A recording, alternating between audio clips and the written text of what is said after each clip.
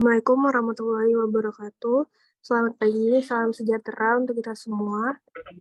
Sebelum memulai kuliah umum pada siang hari ini, untuk teman-teman yang belum on cam, boleh untuk on cam terlebih dahulu.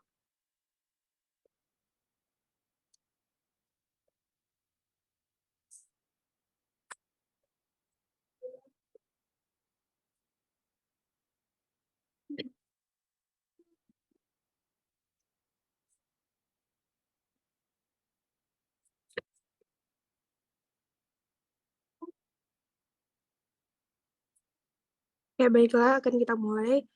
Yang kami hormati Bapak dan Ibu dosen, serta Pak Jendri selaku pemateri pada siang hari ini, dan teman-teman mahasiswa Akuntansi Manajerial yang berbahagia. Alhamdulillah, puji syukur kita panjatkan karena berkat rahmatnya, kita masih bisa berkumpul untuk bersama-sama mengikuti kuliah umum, meski harus dilaksanakan secara online. Semoga kita tetap sehat selalu. Sebelum memulai acara, perkenalkan saya Nairi Maulida selaku MC pada siang hari ini untuk membacakan susunan acara. Yang pertama, pembukaan yang sedang berlangsung, kemudian pemaparan materi, selanjutnya ada penutup.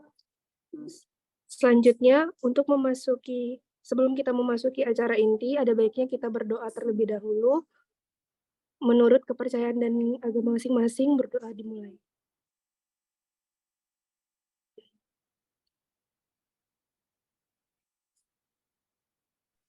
Berdoa selesai. Selanjutnya memasuki acara inti, yaitu pemaparan materi.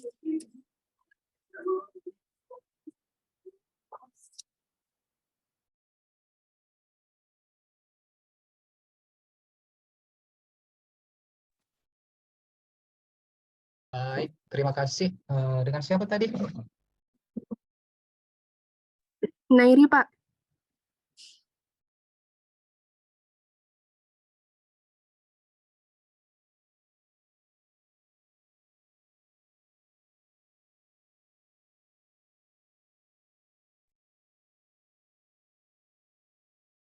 Baik, terima kasih. Maaf ya, agak terganggu sedikit. Iya, kita baru nyampe ini di Karimun. Jadi mohon maaf kalau agak telat, karena tadi harus nyampe sekitar jam 11:30, harus makan siang, terus ada Pak Herman dan yang lainnya juga harus sholat. Jadi mohon maaf kalau agak telat sedikit ya.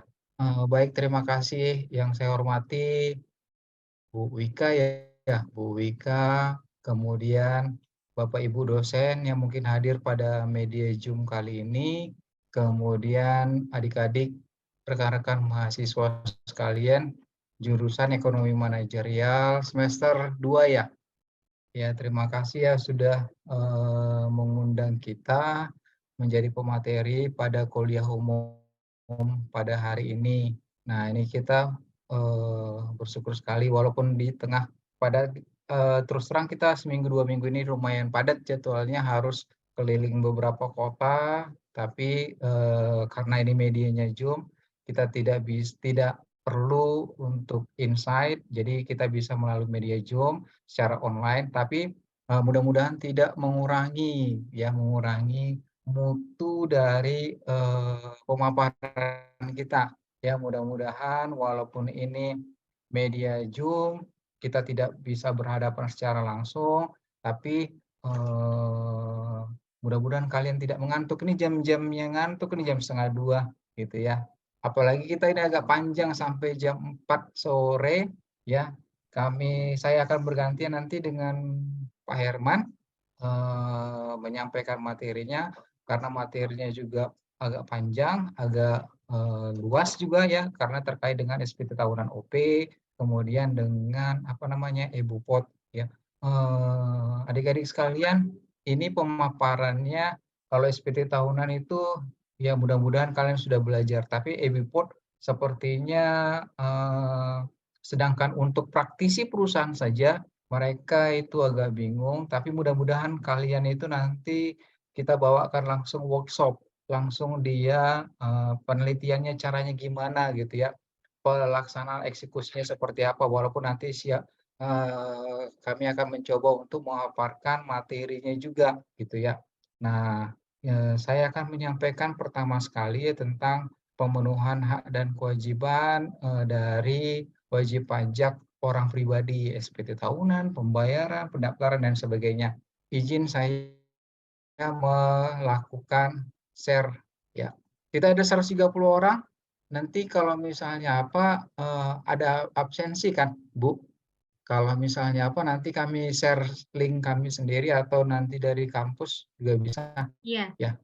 Karena Boleh kita Pak, kami ada absen, tapi kalau Kanwil mau absen boleh juga Pak, tapi kami ada absennya Pak. Nanti oke, di-share di tengah-tengah. iya, iya. Soalnya gini Bu, kita juga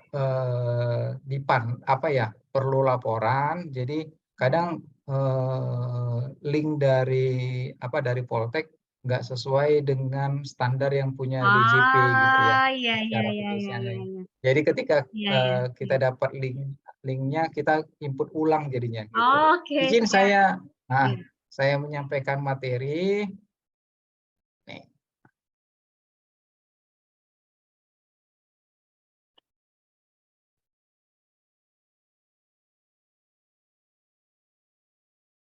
bisa dilihat ya? Sudah terlihat Ya. Pak. Sudah terlihat ya. Jadi saya akan sedikit banyak menceritakan karena masih semester awal ya. Semester awal adik-adik sekalian mungkin belajar pajaknya belum secara secara ya.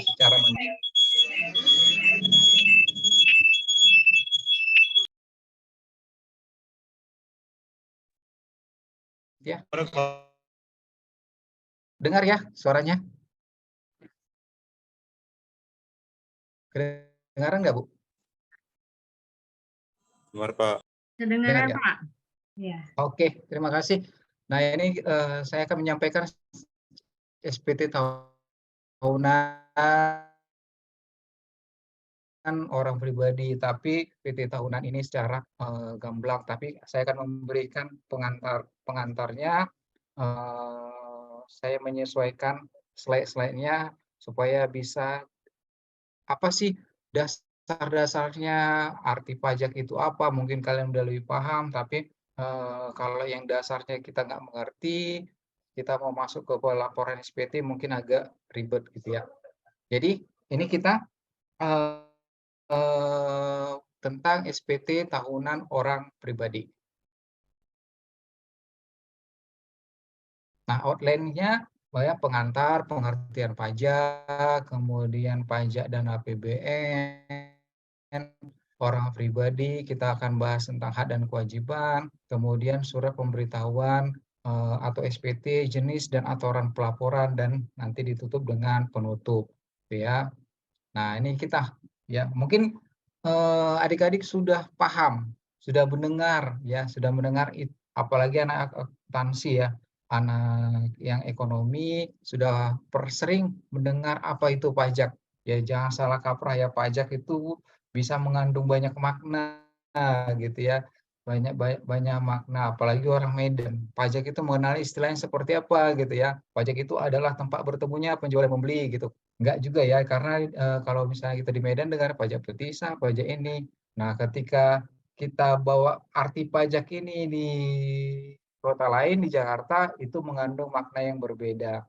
Nah, kita bicara pajak secara aturan, gitu ya, secara aturan. Ya, Undang-Undang KUP dari awal sudah menyatakan bahwa dari pasal 1 di pengertian dikatakan bahwa pajak itu adalah kontribusi wajib pada negara atau kojib kami istilahnya kalau lebih ringkas ya, kontribusi wajib pada negara.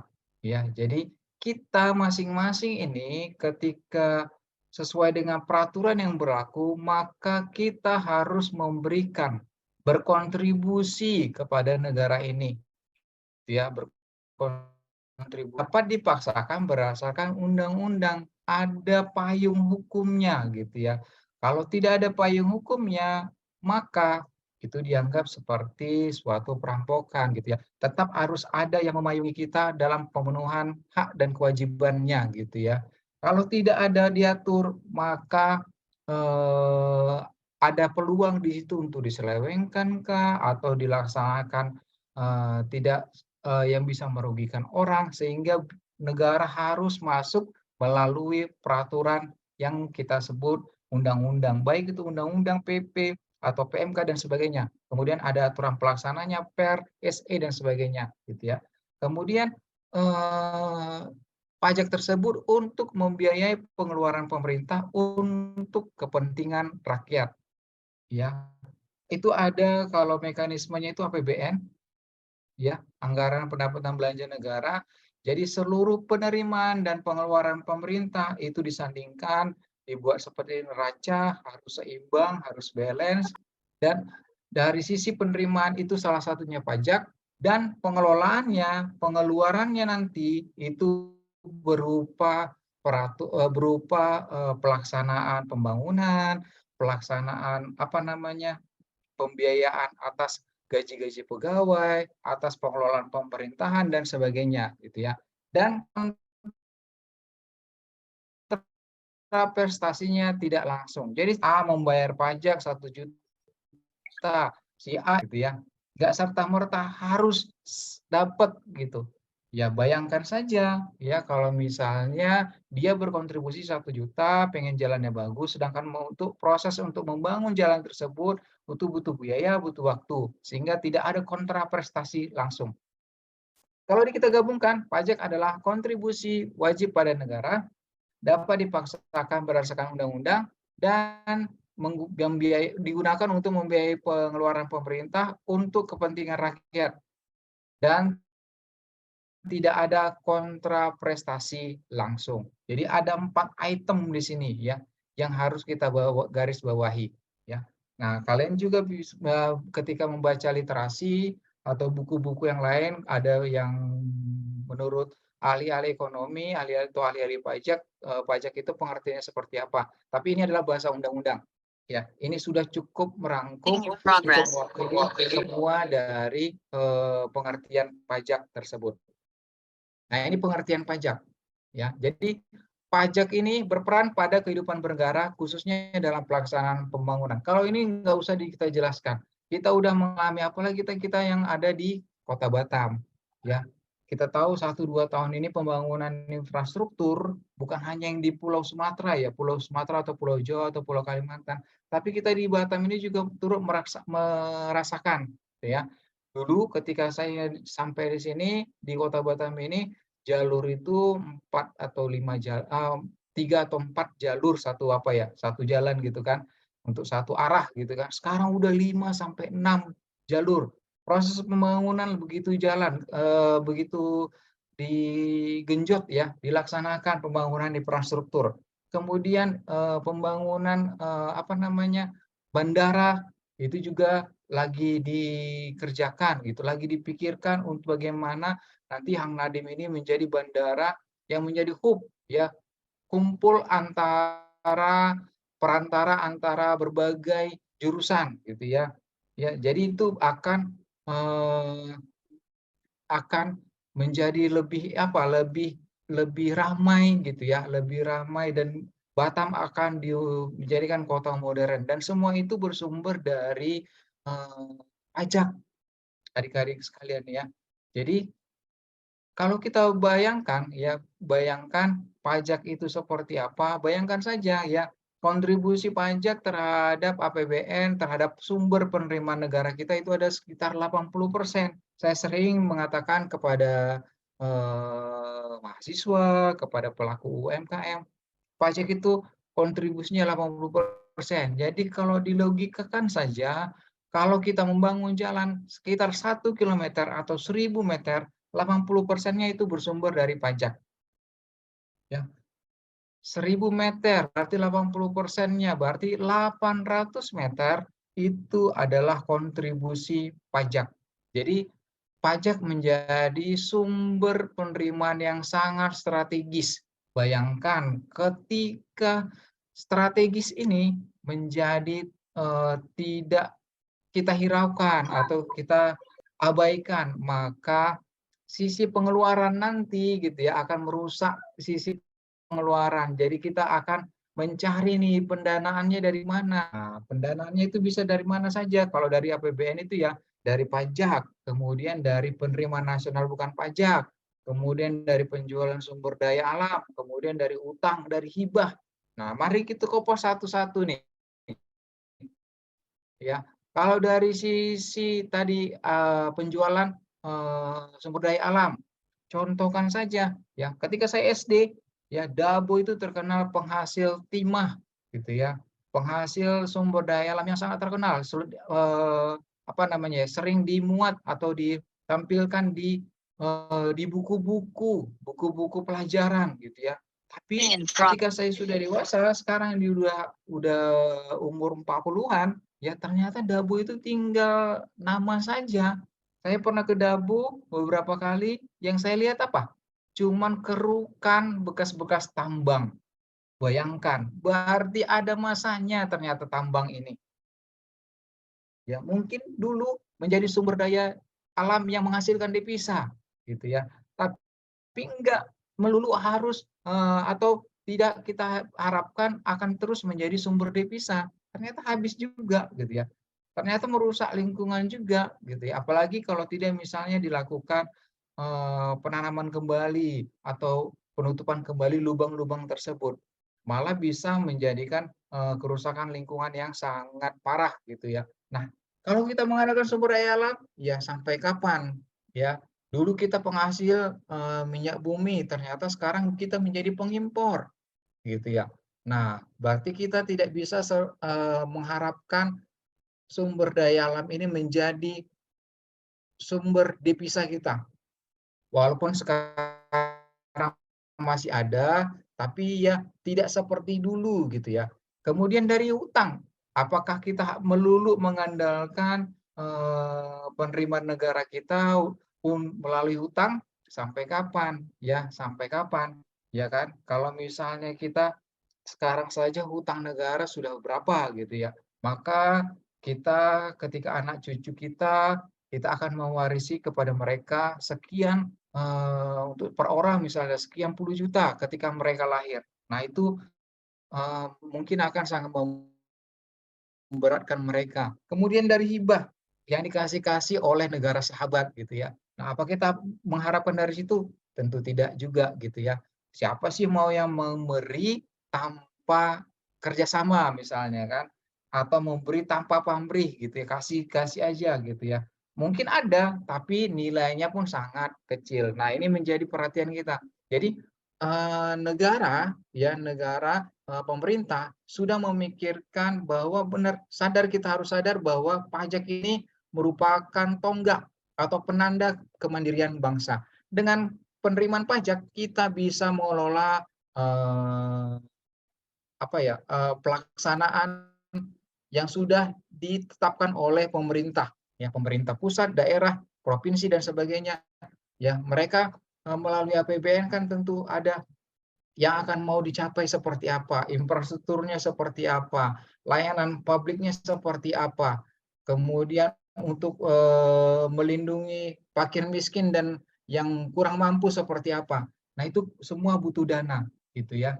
Jadi dengan dana pajak yang dikumpulkan oleh otoritas pajak dengan kerjasama dengan masyarakat, kita bisa melaksanakan seluruh program yang telah direncanakan, semua itu untuk kehidupan bernegara, khususnya dalam pelaksanaan pembangunan.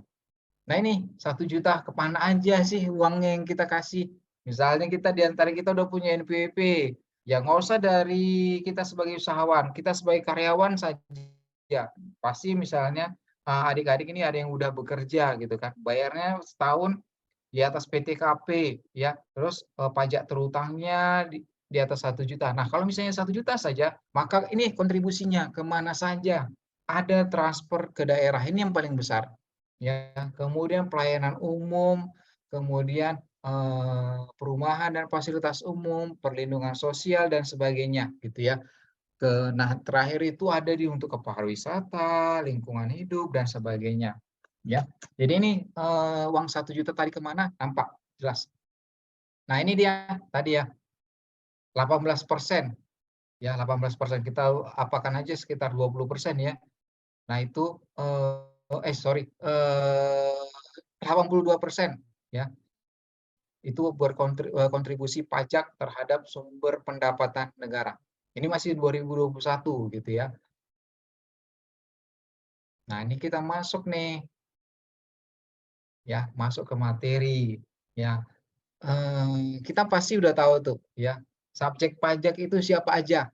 Ada namanya subjek pajak orang pribadi, ada namanya subjek pajak badan, kemudian ada yang warisan yang belum dibagi, ada bentuk usaha tetap, ya. Jadi wajib pajak itu merupakan pembayar pajak, ya, pembayar pajak, kemudian pemotong pajak dan pungut pajak yang mempunyai hak dan kewajiban perpajakan sesuai dengan ketentuan peraturan perundang-undangan.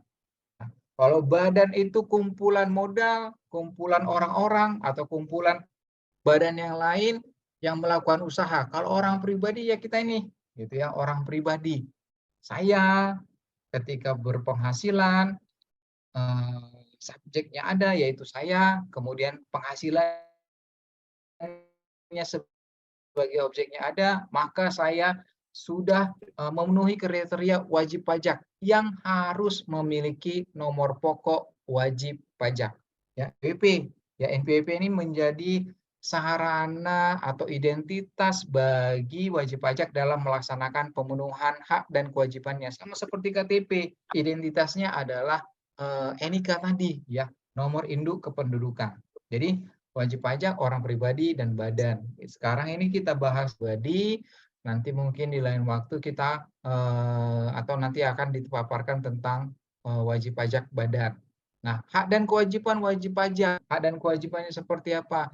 Gitu ya. Haknya itu kalau misalnya melaporkan SPT lebih bayar, itu akan dikembalikan. Ini ada Per 05 terakhir ini, kalau misalnya di bawah 100 juta dalam jangka waktu 15 hari itu harus sudah dikembalikan untuk kelebihan pembayaran pajak atau mendapatkan insentif perpajakan. Ketika masa-masa Covid kemarin, para pelaku UMKM mendapatkan insentif perpajakan atau para pelaku usaha, pelaku karya sebagai karyawan ya, wajib pajak sebagai karyawan mendapatkan insentif tidak perlu membayar pajak sampai batas penghasilan 200 juta gitu ya. Kemudian pajak ditanggung pemerintah, DTP ditanggung pemerintah. Di sini maksudnya bahwa pajak tersebut ya ditanggung pemerintah, ya dianggap sebenarnya dibebankan kepada wajib pajak, tapi itu ditanggung oleh pemerintah, gitu ya. Jadi sama saja tidak membayar pajak tersebut. Kemudian haknya itu dapat kerahasiaan wajib pajak, ya. Saya, misalnya sama Bu Wika, gitu ya kan. Saya sebagai petugas pajak, kemudian Bu Wika, mohon maaf ya Bu Wika, punya maksud tertentu atau misalnya punya maksud terselubung ya, pengen tahu misalnya saudaranya penghasilannya atau itu dari mana saja, mungkin selama ini ketika berinteraksi kok pelit kali ya gitu ya, kemudian berapa sih penghasilannya gitu kan, berapa sih pajaknya gitu kan. Nah ternyata Bu Ika mau menghubungi saya gitu, mau WA gitu kan, Pak ini ada saudara saya gini gini gini, bisa dilihat nggak Pak pajaknya berapa? Nah itu tidak boleh ya. Kami sebagai petugas itu diwajibkan untuk merahasiakan kerahasiaan wajib pajak, kecuali dengan wajib pajak langsung ya, kecuali dengan wajib pajak langsung. Dan itu biasanya pun itu perlu diadakan konfrontir atau kita saling ini mempertanyakan, mengkonfirmasi lagi tentang kewajiban perpajakannya. Kemudian permohonan pengangsuran atau penundaan pembayaran pajak ini bisa ya melalui PPh pasal 25 ya setiap bulan. Jadi tidak terlalu susah ketika dia melakukan pelaporan SPT tahunan membayar PPh pasal 29-nya. Sudah dicicil. Kemudian menunda pelaporan SPT tahunan. Ada dulu istilahnya 1771Y gitu ya. Menunda pelaporan SPT tahunan dimungkinkan. Kemudian pengurangan PPh tahun lalu misalnya sudah ditetapkan melalui SPT tahunan pasal 25-nya 1 juta. Ternyata berjalannya waktu lebih dari 6 bulan, omsetnya nurun. Kayaknya kalau misalnya saya bayar 1 juta tiap bulan, akan lebih bayar, saya menghindari lebih bayar. Karena kan, bisa saja kalau lebih bayar itu konsekuensinya bisa masuk prioritas pemeriksaan. Nah, bisa dilakukan, pengajuan pengurangan PPh pasal 25. Kemudian pembebasan pajak dengan syarat dan ketentuan tertentu, dan ini juga harus ada payung hukumnya, tidak serta-merta itu bebas pajak. Kemudian mengajukan upaya hukum. Mengajukan upaya hukum, ya ini misalnya Ibu Wika ada dapat STP gitu ya, STP. Ternyata Bu Wika, saya sudah lapor tepat waktu, saya tidak terlambat, formilnya dapat, materialnya dapat, sudah sesuai, kenapa dikeluarkan STP? Nah, itu Bu Wika bisa mengajukan penghapusan sanksi atau penghapusan STP ya, pasal 36. Kemudian hak dalam hal pemeriksaan. Nah, ini hal diperiksa misalnya hak untuk menyampaikan data-data yang sesuai yang sebenarnya seperti apa gitu ya. Jadi ini hak-hak dan wajib pajak gitu ya. Nah, kewajiban wajib pajak itu apa? Kewajiban dari wajib pajak mendaftarkan diri, menghitung pajak terhutang, kemudian membayar pajak atau menyetor pajak, melapor pajak, kemudian kewajiban dalam hal diperiksa. Jadi ini ya, mendaftarkan diri pakai IREK ya. Jadi adik-adik kalian sudah masuk semester 2 sebagai mahasiswa, kalau daftarkan diri, kalian tuh misalnya bekerja sekarang nih, kan boleh part time ya bekerja, ada penghasilan perusahaan kita tempat kita bekerja minta NPWP. Daftarnya jangan ke kantor pajak, tapi melalui online, melalui irek.pajak.go.id. Isi formulirnya, NIK-nya sudah valid, kemudian nanti tunggu aja di rumah. NPWP-nya akan dapat gitu ya, NPWP-nya akan dapat, datang ke rumah. Kalau alamatnya jelas, tapi kalau nggak jelas ya mudah-mudahan nanti balik lagi ke kantor pajak. Nah, itu bisa dicetak ulang ya. Misalnya alamatnya Jalan Yosudarso, Baloi Indah, Lubuk Baja. Yosudarso itu kan panjang gitu ya, nggak ada nomornya. Ya bingung orang kantor pos. Nah, pas itu nanti kembali pos. Nah, nanti wajib pajak bisa melakukan cetak ulang. Kemudian melapor pajak, ini kewajibannya jelas, nanti akan kita bahas. Kemudian kewajiban dalam hal diperiksa. Ya, kewajibannya menyampaikan data yang sebenarnya, kemudian nanti apa namanya? Yang bersangkutan harus bisa menjawab seluruh pertanyaan yang ditanyakan oleh pemeriksa pajak gitu ya. Jadi kita tidak, ketika dalam proses pemeriksaan tidak ada yang ditutup-tutupi. Apalagi sekarang serba elektronik, datanya sudah terekam, maka wajib pajak mudah sekali untuk mencari tahu berapa omset, apa yang dilakukan gitu ya. Nah, ini melapor pajak. Ini sarana yang digunakan adalah SPT massa, SPT tahunan. Ya, jadi SPT itu adalah surat pemberitahuan, yaitu surat yang oleh wajib pajak digunakan untuk melaporkan perhitungan dan pembayaran pajak, objek pajak dan atau bukan objek pajak, atau harta dan kewajiban sesuai dengan ketentuan peraturan perundang-undangan perpajakan. Jadi sebenarnya adik-adik sekalian, di SPT ini ya, itu yang apalagi kalau SPT tahunan yang dilapor, kemudian keluarga, kemudian harta dan utang. Itu yang paling intinya ya. Kalau apa itu SPT massa? Berarti SPT itu dilaporkan tiap masa, tiap bulan. Kalau SPT tahunan itu dia adalah kita laporkan tiap tahun gitu ya. Kalau SPT massa misalnya PPh 21 nggak lapor atau terlambat lapor itu kena 100.000 ya. Kemudian PPh pasal 22 100.000 juga. Nah, kalau PPN dia 500. Saya tidak mengenal istilah PPN ya, tapi mana tahu nih adik-adik keluar nanti dari Politeknik Negeri Batam menjadi sarjana terapan, gitu ya. Melamarnya kan nggak melulu harus di Batam gitu ya, bisa keluar. Nah, keluar itu dikenal istilah TLDDP, tempat lain di dalam daerah pabean gitu ya. Nah, di situ udah berlaku PPN. Nah, itu kalau misalnya terlambat lapor, tidak lapor itu kena 500.000. Kalau SPT tahunan, orang pribadi dia 100.000, kemudian untuk badan dia dikenakan 1 juta, tidak lapor atau terlambat lapor. Jadi mari kita melakukan hak dan kewajiban perpajakan kita, terutama pada saat pelaporan SPT tahunan. Ya, kalau orang pribadi sebelum tanggal 31 Maret, kalau dia badan sebelum tanggal 30 April. Ya, sesuai dengan pasal 1 ayat 11 Undang-Undang KUP.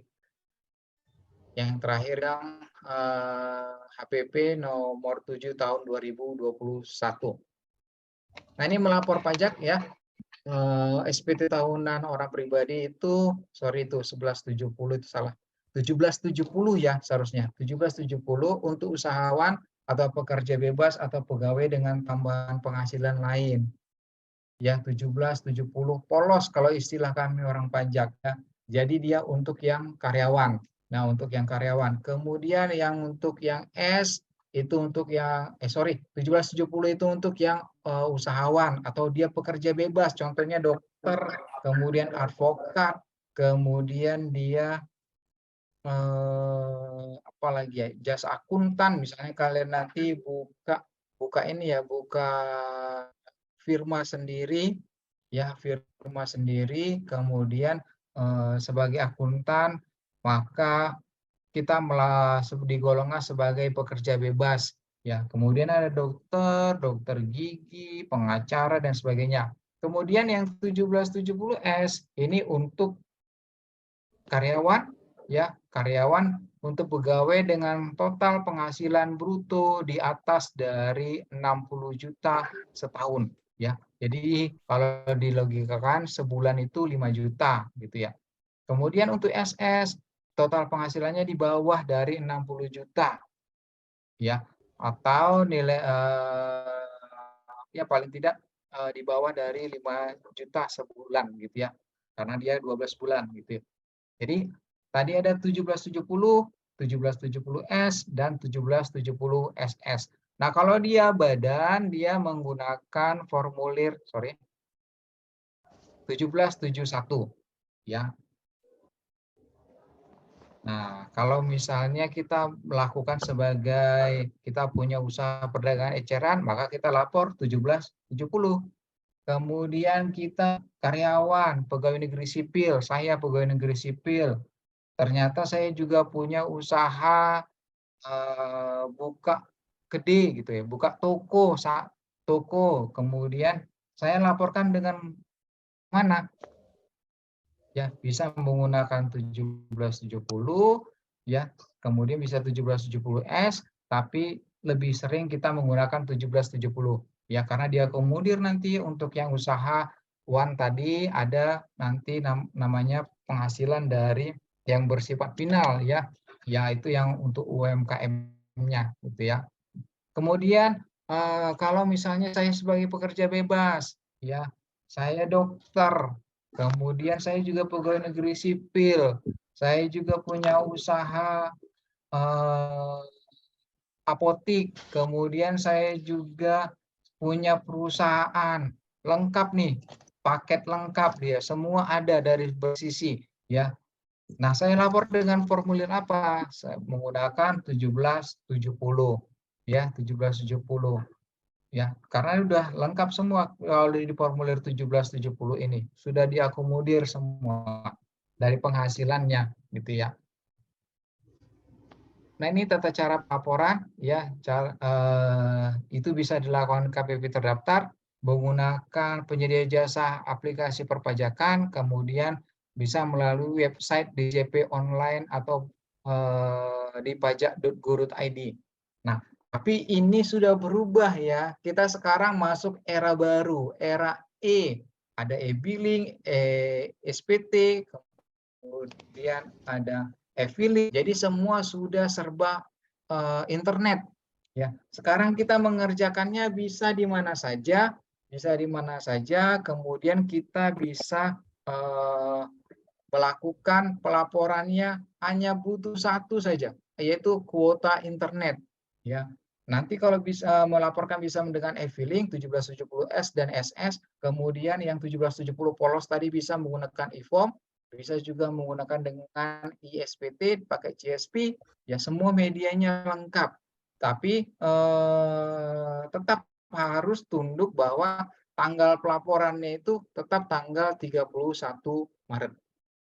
Ya, gitu ya, tanggal 31 Maret tiap tahun harus sudah melaporkan. Kalau dulu 10 tahun sebelumnya, sebelum tanggal 31 Maret itu seminggu sebelumnya akan ada tenda-tenda berdiri di kantor pajak gitu ya untuk melayani penerimaan SPT gitu. Nah, sekarang enggak, kita sudah bisa menggunakan dengan elektronik. Nah, ini kita masuk ke pelaporan ST. Bentar ya.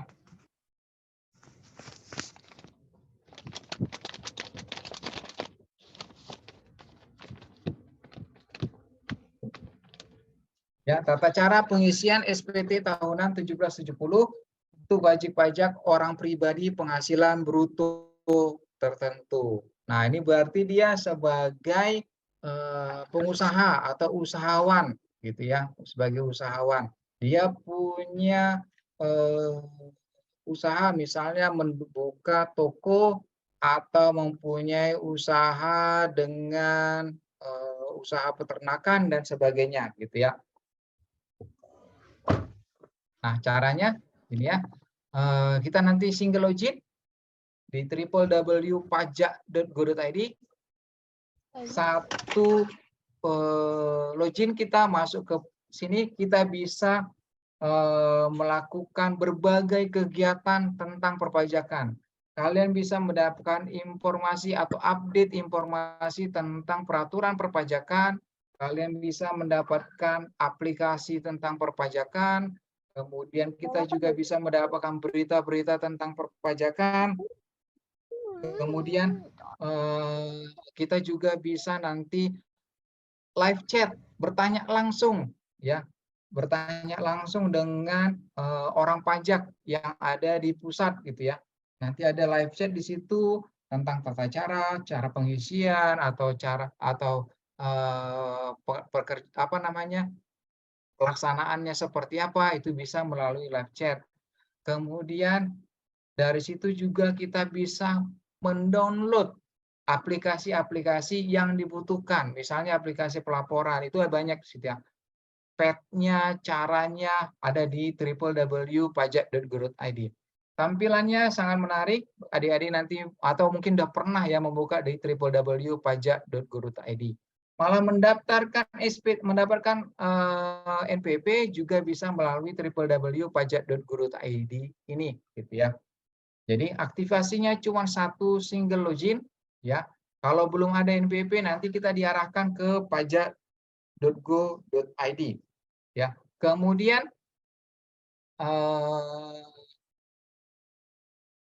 di sana juga kita bisa ketika udah masuk nanti kita bisa membuat billing, kemudian kita akan melaporkan SPT-nya dan mengirim SPT dan mendapatkan bukti lapor SPT ya. Nanti ketika udah lapor SPT, buktinya akan dikirim di email ya, ke email yang kita daftar atau terekam nanti di akun pajak.go.id kita gitu ya. Nah, ini kita masuknya dari 1774 di akhir dia. Ya. Sama kayak pelaporan SPT yang ini menggunakan e-form ya, menggunakan e-form. Tapi e-form itu adalah elektronik yang bisa kita buka di laptop, komputer dan sebagainya. Hampir sama dan sama saja dia dengan hard copy, cuma dia dalam bentuk elektronik. Pengisiannya juga sama, ya. Pengisiannya juga sama. Kita akan mengisinya dari paling belakang dulu, 1774. Di sini datanya ada, tahun pajaknya, dia menggunakan pembukuan atau pencatatan, kemudian NPWP dan nama wajib pajak. Ya, diisi dengan namanya. Nah, paling atas itu ya, kita punya tabungan, punya sepeda motor, punya harta, punya mobil dan sebagainya. Dan ini harus kita lengkapi sesuai dengan kepemilikan kita. Jangan nanti ketika kalian sudah lapor SPT, ternyata ada yang lupa. Konsekuensinya apa? Itu akan dianggap sebagai penghasilan lain. Ya, nanti kalau dianggap penghasilan lain, udah misalnya melebihi dari bracket dari tarif pajak, maka dianggap lebih dari yang sudah kalian laporkan. Misalnya selama ini mengaporkan penghasilannya 500 juta, dapat pajak terutang sekitar 100 juta misalnya kan. Nah, ternyata ada belum dilaporkan, maka dianggap sebagai penghasilan lain. Ya udah, tadi dia masuk di tarif pajak di bracket keberapa, langsung kalikan saja. Rata-rata itu bisa langsung 30%. Nilai nominal harta yang tidak dimasukkan tadi sebesar berapa? 100 juta kali 30%, maka dia nilainya adalah 30 juta yang dibayarkan. Padahal itu sebenarnya karena kelalaian kelupaan saja gitu ya. Tapi pajak berhak untuk menguji data-data atau menguji kepatuhan dari wajib pajak tersebut ya. Nah, ini di 1774 harta pada akhir tahun. Kemudian kodenya ada ya, nanti ada pengaturan tersendiri, ada daftarnya, tinggal scroll saja ya, apalagi pakai menggunakan e-form ya. Nah, ini dia daftar hartanya, ada uang tunai dan sebagainya ya, utang piutang dan sebagainya. Kalau utang dia masuk sisi pasifanya. Nah, ini ya, ada. Jadi kalian bisa lihat sendiri. Kemudian kewajiban pada akhir tahun ya. Jadi misalnya kita punya kartu kredit dari mana? Dari Bank Mandiri, masukkan situ, atau kita meminjam dana gitu ya, ke bank mana, masukkan di sini. Pemberi pinjaman siapa dan tahun peminjaman tahun berapa, kemudian jumlahnya berapa gitu ya. Nah, ini lihat daftar kode utang. Nah, pertanyaan berikutnya nih, kalau kode-kodenya ya. Kalau misalnya tadi si Hana misalnya tahun 2022 dia mempunyai rumah harganya 250 juta. Ya, rumahnya kredit melalui Bank Mandiri misalnya. Nah, si Hana ini membayar DP. DP-nya berapa? 50 juta. Maka misalnya secara logika total utangnya tadi adalah sebesar 200 juta. Nah, bagaimana kita memasukkannya ke SPT? Ya, tadi punya rumah seharga 250, kemudian tadi DP-nya 50 juta, kemudian utangnya jadi total 200 juta. Nah, di SPT tahun 2022, si Hana tadi harus melaporkannya ada utangnya, ada hartanya. Ada yang bisa bantu nggak? Jadi SPT Hana tadi melaporkan seperti apa? Ayo yang bisa jawab raise Ayo. hand. Ada Bisa yang bisa ditambahkan bantu nilai kuis nih, yang bisa jawab. Ya. Ayo teman-teman.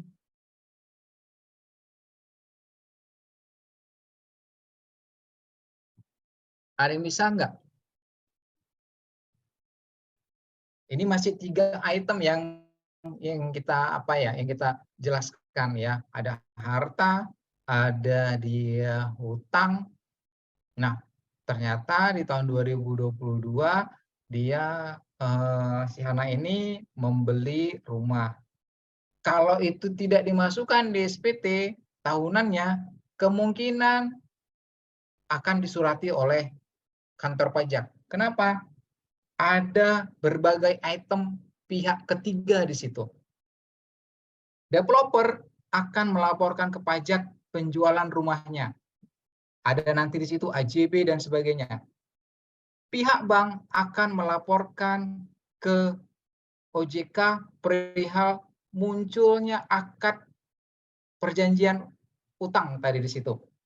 Nah, itu datanya itu dilaporkan ke pajak semua. Jadi kalau tidak dilaporkan, maka ada konsekuensi nanti disurati double surat cinta. Ini saudara punya tanah atau punya rumah tapi tidak dilaporkan SPT. Lengkap nanti datanya seperti apa. DP-nya pun dapat. Ya, jadi ini Dirjen Pajak, Direktorat Jenderal Pajak sebenarnya punya big data yang digunakan untuk menguji kepatuhan dari wajib pajak. Ada nggak yang bisa bantu? Apa sisi hutangnya, berapa nilainya, kemudian sisi utangnya seberapa gitu. Ada yang bisa bantu nggak?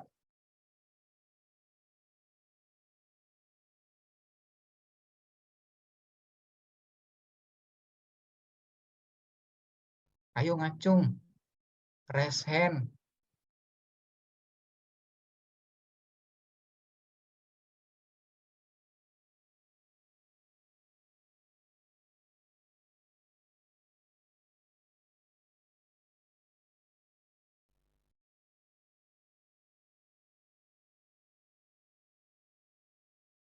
Ya kalau misalnya apa ini ya.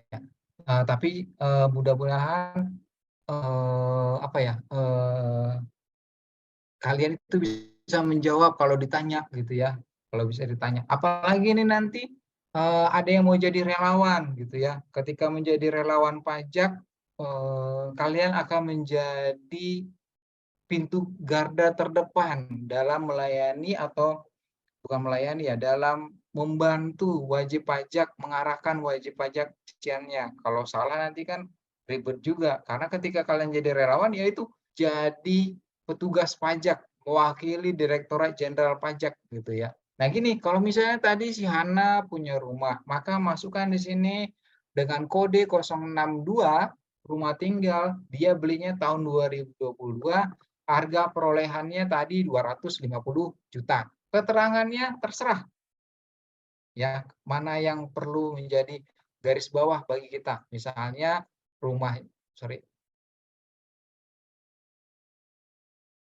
misalnya tadi kita buat KPR atau alamatnya di mana gitu ya. Jadi 062 rumah tinggal tahun 2022 nilainya 250 juta.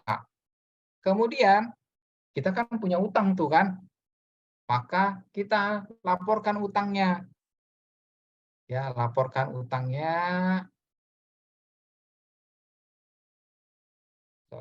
Laporkan utangnya di sini.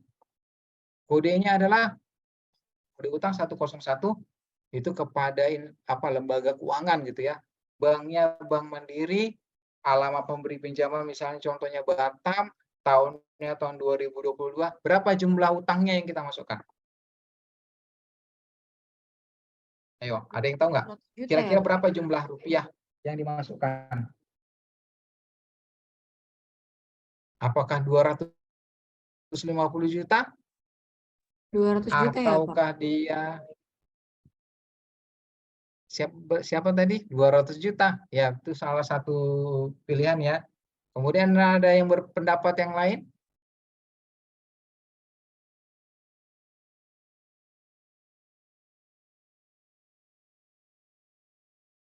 Ya, kalau misalnya tadi posisinya tadi kita buka akad tadi, buka perjanjian utang piutang tadi di Desember, maka kita lihat nih, ini kan bahasanya di atas bagian B, kewajiban atau utang pada akhir tahun.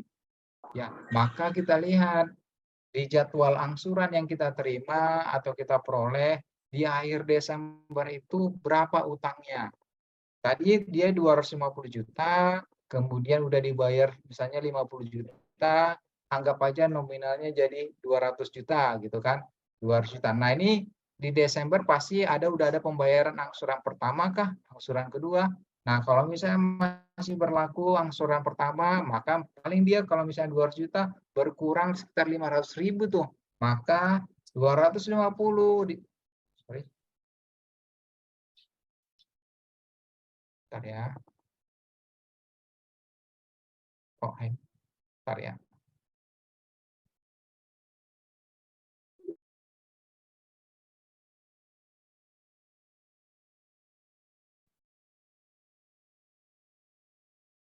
Nah, kalau tadi 250 juta dikurangi dengan 50 sekitar 200 juta, kurangi dengan angsuran pertamanya. Makanya kita perlu tahu jadwal angsurannya, atau kalau dia di internet banking dapat tuh kalau dari sisi pinjaman, ya dari sisi pinjaman dapat datanya berapa atau pinjaman kita, gitu ya. Jadi kalau misalnya kita udah bayar pertama, maka di situ 200 juta dikurangi dengan 500.000 berarti 199.500 ya. Genaplah dia menjadi sekitar 199.500. Jadi gitu ya. Jadi kita kadang itu ketika kita melayani wajib pajak, cara pelapornya ketika melaporkan dia nggak mau tuh menampilkan hartanya secara detail. Ya, nah itu menjadi peluang nih bagi dia misalnya untuk apa kan saya sudah bayar pajaknya, ibu punya apa aja gitu misalnya, punya kendaraan bermotor, ya sudah saya bayar pajaknya ngapain masukkan kemari. Mereka takut gitu ya, mereka takut akan ditagihkan pajaknya. Padahal kalau tidak dilaporkan itu akan menjadi bom waktu gitu ya. Jadi kalau misalnya kalian orang tua, punya orang tua, coba dilihat pelaporan SPT-nya. Cara lihatnya gimana? Kan nggak melapor dari hard copy gitu kan. Ya buka aja DJP online-nya. Buka DJP online-nya, nanti lapornya ya. Nanti kita akan lihat arsipnya seperti apa. Pelaporannya seperti apa gitu ya. Jadi kalau misalnya silakan ingatkan atau dihimbau orang tua kita atau tetangga kita untuk melaporkan sesuai dengan yang sebenarnya. Ya karena seperti saya bilang tadi, DJP itu punya big data yang akan bisa saja digunakan untuk menguji kepatuhan dari wajib pajak.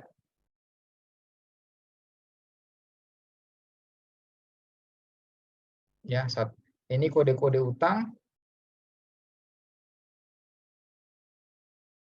Nah, ini 1774 susunan anggota keluarga.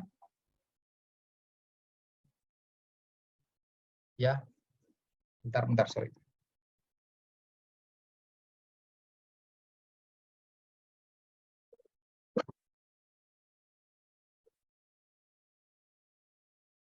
Ini adalah susunan keluarga.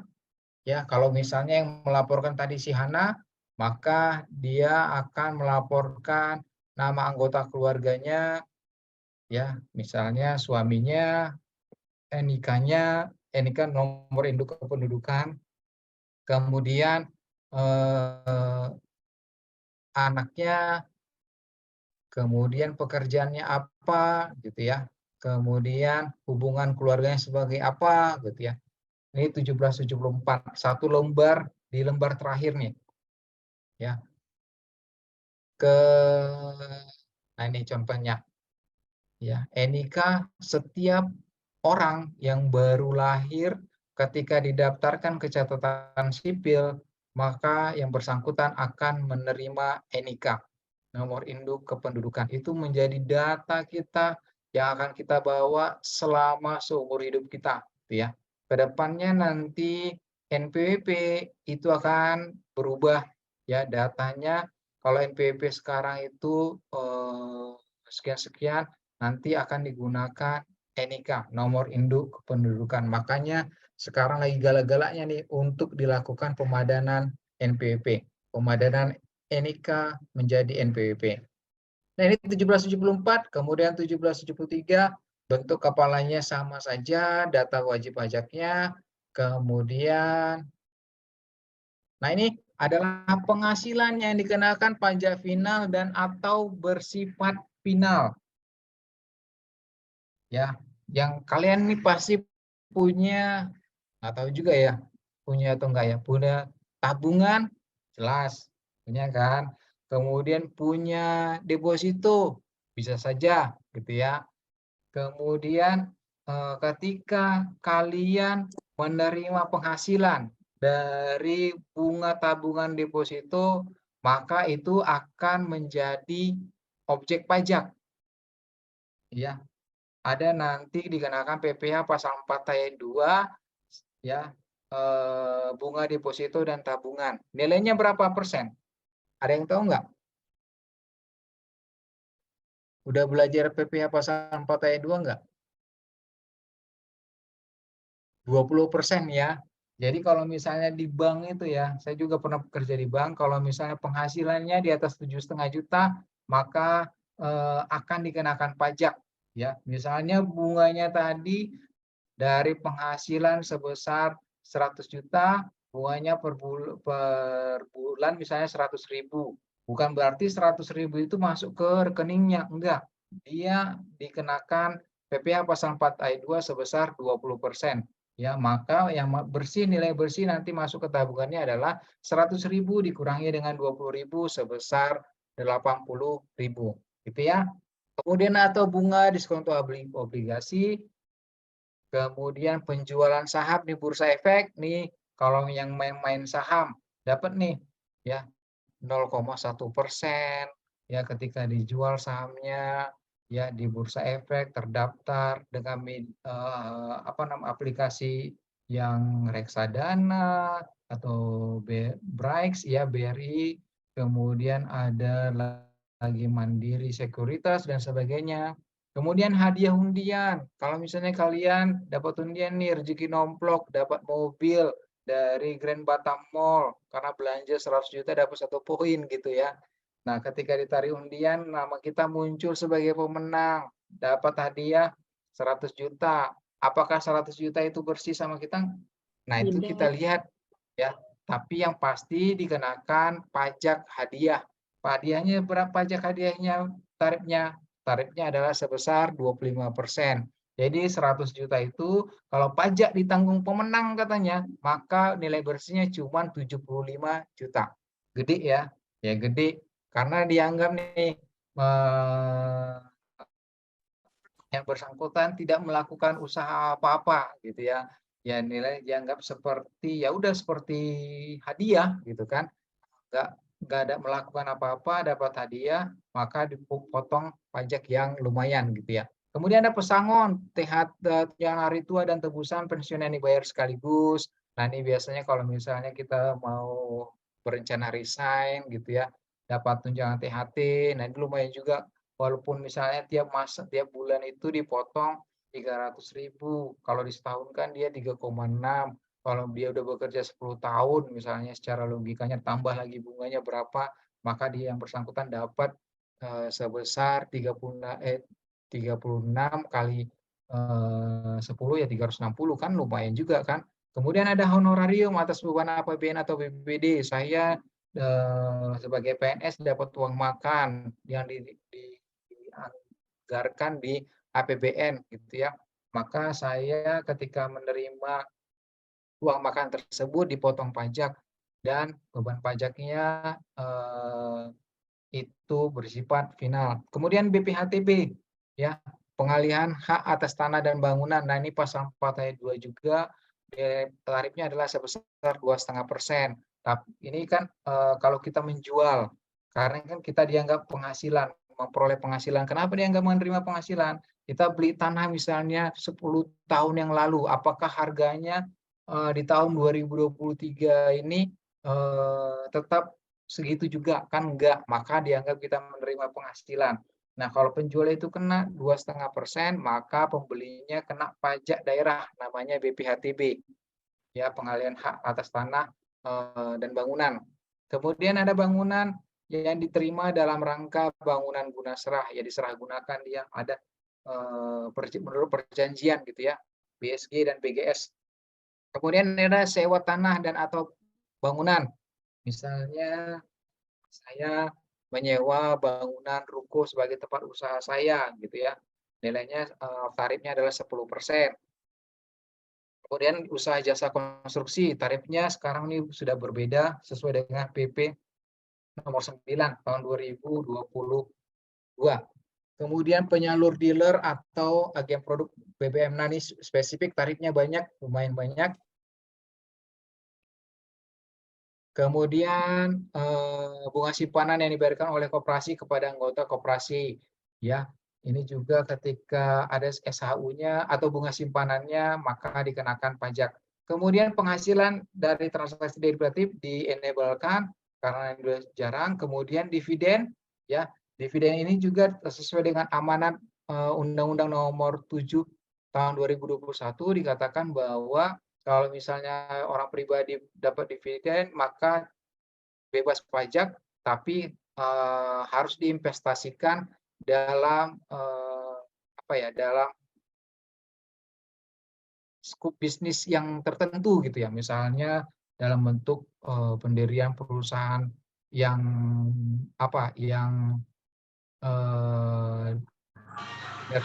tujuan utamanya adalah untuk hilirisasi dari UMKM atau hilirisasi dari sumber daya alam gitu ya. Kemudian misalnya dia digunakan untuk menciptakan energi terbarukan. Nah, itu ada syarat dan ketentuan berlaku. Kemudian juga tergantung dengan masanya gitu ya, berapa lama dia menginvestasikan. Nah, ini penghasilannya dari satu memberi kerja. Nah, ini misalnya saya PNS, istri saya juga PNS. Kami sebenarnya di aturannya itu harus satu saja NPWP, yaitu menggunakan NPWP saya, ya. Jadi NPWP saya juga digunakan oleh istri saya, karena ketika mau dilaporkan nanti supaya tidak terjadi 2 kali laporan gitu ya. Kalau misalnya ada nilai kurang bayarnya menjadi 2 kali nilai kurang bayar, maka satu saja NPWP-nya. Nah, ini masukkan ke sini. Penghasilan istri saya dari satu pemberi kerja, maksudnya dia kerjanya cuma satu gitu ya. Tapi kalau dia kerjanya di 2 tempat, misalnya dia memperoleh dividen, komisi dan sebagainya, itu bisa menyebabkan ada perhitungan pajak kembali gitu ya. Kalau dari satu pemberi kerja saja, dari sebagai PNS saja, maka masukkan kemari. Kemudian penghasilan yang lain yang dikenakan pajak final atau bersifat final. Nah, ini yang untuk UMKM, ya kita isi tarifnya sebesar berapa, ya omsetnya berapa, kemudian kalikan dengan 0,5% tarifnya, ya dapat nanti datanya. Nanti kalau misalnya pakai e-form, nanti kita klik dapat tuh. Nah, sekarang amanat Undang-Undang Nomor 7, kemudian ada terakhir di peraturan terakhir, nilainya yang di bawah dari 500 juta nggak perlu bayar pajak. Jadi adik-adik sekalian punya orang tua atau punya usaha sendiri gitu ya, masuk dalam skop UMKM. Kalau dulu tarifnya 0,5%, sekarang orang pribadi itu yang UMKM omset di bawah 500 juta nggak perlu bayar pajak. Ya. Jadi itu hampir kalau secara data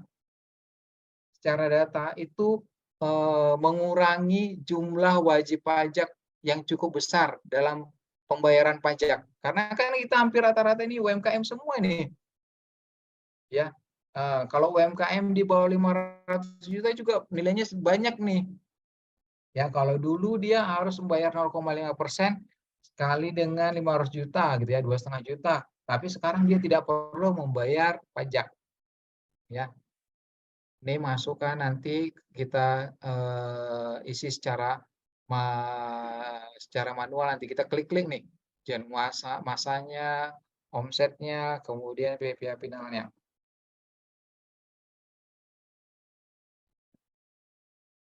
Kemudian ini penghasilan yang tidak termasuk objek pajak.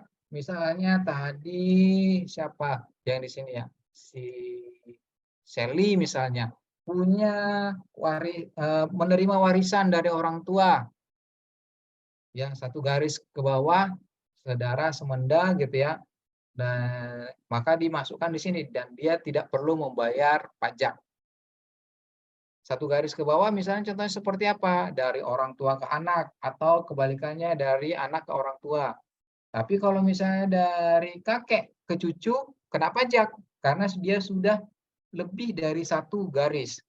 Ya, dia melewati ayahnya gitu ya. Nah, tapi kalau misalnya ayahnya nggak ada lagi gitu kan, gimana untuk menyikapinya gitu kan? Ya kasih aja dulu misalnya apa namanya?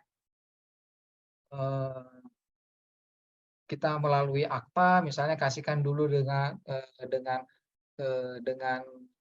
yang satu garisnya, terus dari nanti misalnya sepadan dengan ayahnya kasihkan lagi dengan ke anak tersebut. Ya misalnya mau kasihkan melalui istri gitu kan, pasti orang tuanya atau ayahnya tadi punya istri. Nah orang tua atau kakek tadi memberikan kepada menantunya, nanti menantunya itu memberikan kepada anaknya gitu ya. Itu teks apa ya, teks penghindaran yang legal karena diatur boleh.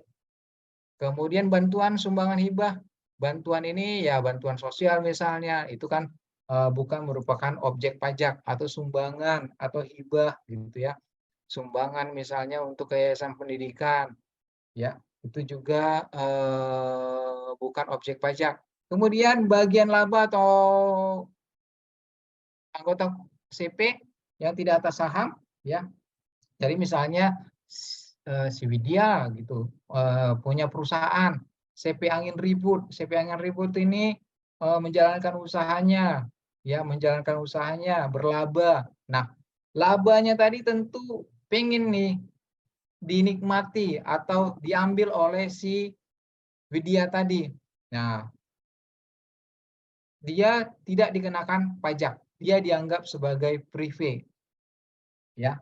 Jadi dia tidak dipajaki sehingga tidak ada double tax. Bayangkan kalau misalnya dalam bentuk PT Angin Ribut Sejahtera menghasilkan laba, labanya itu dikasih kepada pemegang saham. Nah, labanya itu berupa apa? Berupa dividen. Dividen ini juga kan sebenarnya kan dipajakin. Sekarang saja ada kriteria tertentu yang memungkinkan dividen tersebut tidak dipajakin, ya. Jadi kalau kita misalnya tadi CP tadi ada labanya diambil oleh pemilik CP, maka itu bukan merupakan objek pajak, ya. Jadi kalau misalnya kalian tuh punya CP, kalian bekerja sebagai karyawan di CP-nya, sebagai direkturnya dan sebagainya, maka di SPT-nya nanti bisa saja, ya di SPT-nya bisa saja yang bersangkutan cuman memasukkan komponennya penghasilan yang tidak termasuk objek pajak, nggak ada gajinya gitu ya. Jadi ketika diambil labanya, laba tersebut merupakan privé atau pengambilan pribadi. Ya, jadi tidak ada pembayaran pajak dari orang pribadi tersebut. Semua sudah dipulkan, sudah sesuai dengan ketentuan, semua sudah dilaksanakan oleh CP tersebut, gitu ya. Kemudian klaim asuransi kesehatan, kecelakaan, jiwa, dwiguna, beasiswa dan sebagainya. Nah ini misalnya ada asuransi kesehatan, itu kan nggak ada dipajakin ya. Supaya dipajakin maka bisa heboh negara gitu ya kan. Atau misalnya ada kecelakaan, kemudian terima dari asuransi Jasara Harja misalnya. Nah itu bisa heboh gara-gara kecelakaan, kemudian keluar dananya, kemudian dipajakin. Nah, itu bisa bermasalah. Ya, kemudian ada beasiswa. Nah, ini kalian ada yang terima beasiswa kan? Ada yang dipajakin nggak? Gitu ya. Kayaknya nggak ada ya. Nah, penghasilan lain tidak termasuk objek pajak. Nah, ini ada PMK tertentu yang mengaturnya gitu ya. Nah, ini 1773 bagian B. Bagian B ya. Kalian bisa cari formulirnya itu di Google juga banyak. Ya. Kemudian penghasilan istri yang dikenakan pajak secara terpisah. Nah, ini kalau misalnya dia pengenaan pajaknya secara terpisah. Jadi ini akan memungkinkan ketika digabungkan akan mendapatkan nilai yang kurang bayar, jadi bayar pajak lagi, diperhitungkan kembali gitu ya. Nah ini 1772, ini atasnya sama saja. Ini adalah kalau misalnya saya bekerja sebagai PNS tadi, ya, daftar pemotongan atau pemungutan pihak lain, PPh yang dibayar atau dipotong atau yang ditanggung oleh pemerintah dimasukkan kemari. Nah, itu menjadi kredit pajak, ya.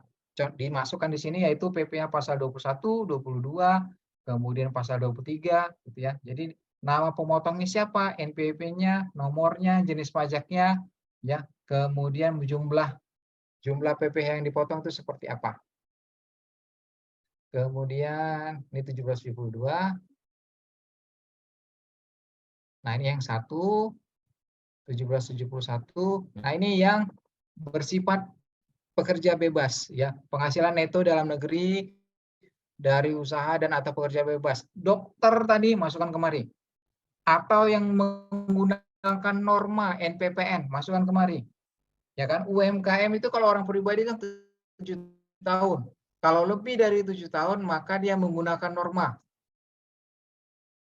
Ya. Kalau misalnya usahanya dagang, normanya berapa? 30% misalnya kan. 100 juta omsetnya misalnya 30%, maka di penghasilannya yang akan dipajakin itu sebesar 70 juta gitu ya. Dianggap sebagai penghasilan tidak kena pajak ini normanya ya. Nanti akan ditotalkan. Nah, nanti kalau misalnya e-form, ini akan ngeling nih langsung ke depan, ke 1770 induknya. Nah, ini penghasilan neto dalam negeri sehubungan dengan pekerjaan tidak termasuk penghasilan yang dikenakan PPh bersifat final. Ya, ini penghasilan neto dalam negeri sehubungan dengan pekerjaan. Ya, pekerjaan kita seperti apa. Nah, ini penghasilan neto dalam negeri lainnya. Nah, ini kita misalnya terima bunga, ya, terima bunga. Ada PTA, kemudian kita ngasih uang, kasih pinjaman sama dia. Nah, atas pinjaman tersebut dikenakan bunga, ya, dikenakan bunga. Kemudian ada royalti, kita misalnya ada franchise-nya atau ada hak ciptanya, maka bayar royalti gitu ya. Kemudian atas sewa, ya, misalnya atas sewa-sewa misalnya atas alat berat dan sebagainya gitu ya. Kemudian ada penghargaan dan hadiah. Nah, ini menjadi perdebatan juga ini, penghargaan dan hadiah yang seperti apa? Penghargaan dan hadiah ya misalnya berkontribusi selama 10 tahun masa kerja. Nah, itu penghargaan, dapat duit tuh kan. Nah, itu juga ternyata dipajakin. Keuntungan dari penjualan pengalihan harta ketika saya dan Ibu Wika misalnya, saya mempunyai rumah harganya 100 juta, pengen tukar guling sama punya rumah Bu Wika, harganya 80 juta, ya kan? Siapa yang diuntungkan ketika ditukar guling? Ya Bu Wika, ada sekitar 20 juta selisihnya. Kalau misalnya ada keuntungannya, nah itu dilaporkan di sini gitu ya. Nah, penghasilan lainnya yang tidak digolongkan dari ini ya, dari yang 1 sampai 5 tadi. Tapi ini semua harus tunduk terhadap PMK. Ada semua mengatur PMK-nya nih. Nah, ini yang 1770. 1. Nah, ini kalau misalnya orang pribadi sudah kompleks dia, ya, kompleks pelaporannya sehingga perlu dilakukan audit atau pemeriksaan oleh akuntan. Nah, ini jarang ya, orang pribadi sekarang udah jarang seperti ini, tapi tetap ada karena dia tidak mungkin nggak mau beralih dari wajib pajak orang pribadi ke wajib pajak badan. Nah, ini nanti dimasukkan ya. Nanti ini seperti kalau di badan itu seperti laporan keuangannya ya, peredaran usahanya, harga brutonya, dari laporan keuangannya masuk nanti, kemudian ada penyesuaian fiskal positif. Kalau fiskal positif berarti menyebabkan pajak terhutangnya naik ya. Kalau fiskal negatif dia menyebabkan pajak terhutangnya berkurang.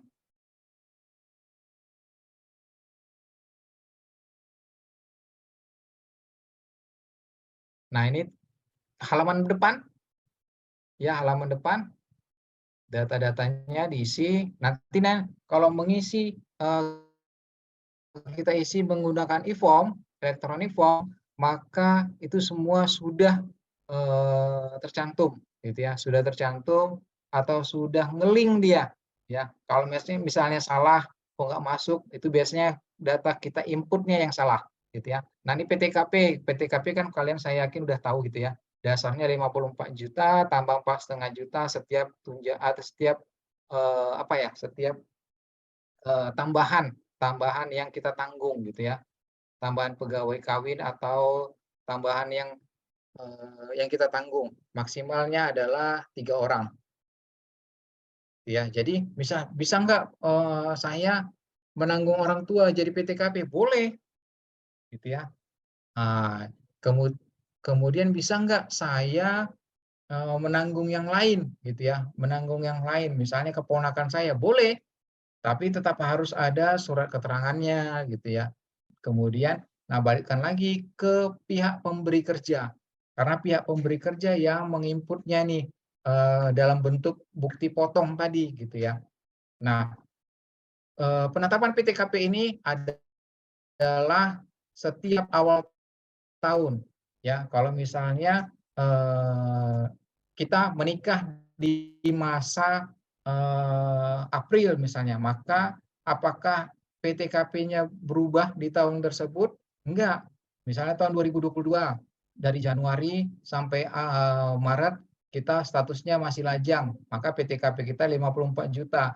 Di April kita menikah gitu kan. Apakah statusnya masih 54 juta atau 58.500.000? Statusnya masih tetap 54 juta karena penetapan PTKP adalah di awal tahun.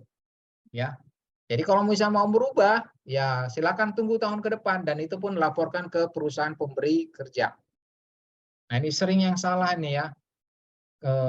Banyak tuh yang karyawan-karyawan baru yang masih fresh graduate ketika dikasih soal-soal seperti ini gitu kan tentang penerimaan tentang apa ya penerimaan pegawai karyawan pajak gitu kan. Nah, salah PTKP banyak ya. Jadi ya kalian masih panjang ceritanya gitu ya, tapi mudah-mudahan jangan salah kaprah gitu ya. Jadi penetapan PTKP atau penghasilan tidak kena pajak ini adalah di awal tahun. Nah ini kalian bisa lihat ya. TK itu tidak kawin ya, tidak kawin, kemudian tanggungannya berapa? Ya, kalau TK tidak kawin 1 misalnya, itu contohnya seperti apa? Ada yang bisa ngasih pendapat nggak? Ulang, Pak. Hah? Diulang Gimana? pertanyaannya. Pertanyaannya gini, ini ada kalau kalian lihat tuh, WP tidak kawin, ya kodenya kalian bisa lihat, kemudian PTKP. Nah ini WP tidak kawin, tapi 1 tanggungan. Menanggung Ya. 1 orang tua, Pak. Benar. Nah tuh ya, terima kasih jawabannya. Atau contohnya yang bersangkutan itu cerai, ya, atau statusnya duda gitu kan, anaknya 1, ya. Nah itu bisa dapat PTKP gitu ya. Nah ini kalau misalnya yang paling bawah ini kalau misalnya suami istri dan istri bekerja dan NPP-nya 1 ya. Ya WP kawin plus istri bekerja. Nah ini kelanjutannya. Sorry. Kita balik ke atas tadi. Nah ini penghasilan dalam negeri dari usaha dan atau pekerja bebas. yang ada norma-norma tadi, nanti akan muncul datanya di sini. Kemudian penghasilan neto dalam negeri sehubungan dengan pekerjaan.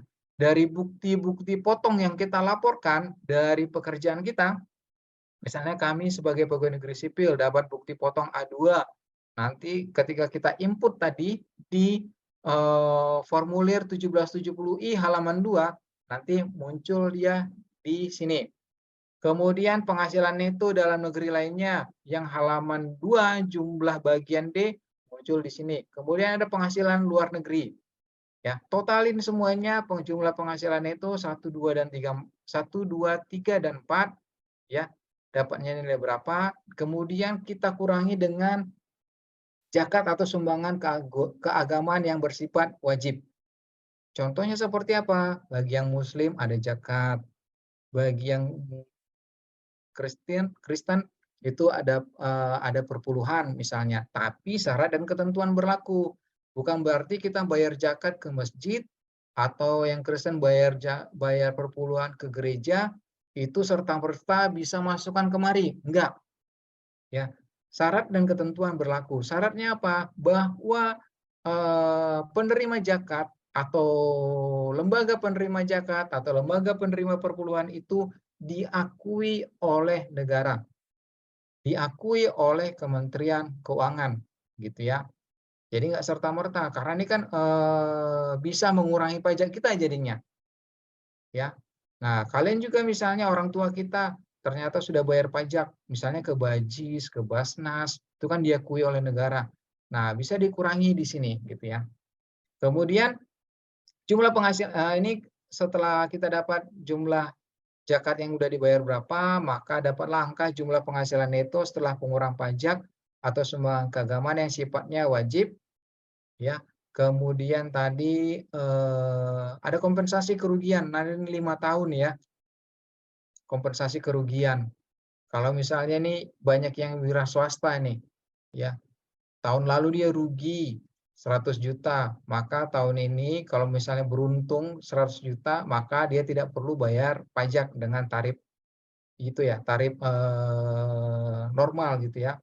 Nah, kemudian penghasilan tidak kena pajak tadi sudah kita bahas. Setelah itu 9 kurangi dengan 10 dapatlah penghasilan kena pajak. Nah, penghasilan kena pajak dikalikan dengan tarif, dapatlah dia pajak terutang. Ya, pajak terutang. Kemudian pengembalian pengurangan PPh pasal 24 yang telah dikreditkan. Nah, ini pajak-pajak yang dari luar negeri ya. Ternyata ketika kita di luar negeri, pajak kita bisa diperhitungkan kembali gitu ya. Kemudian setelah dikurangkan dapatlah pajak terutang bersihnya berapa.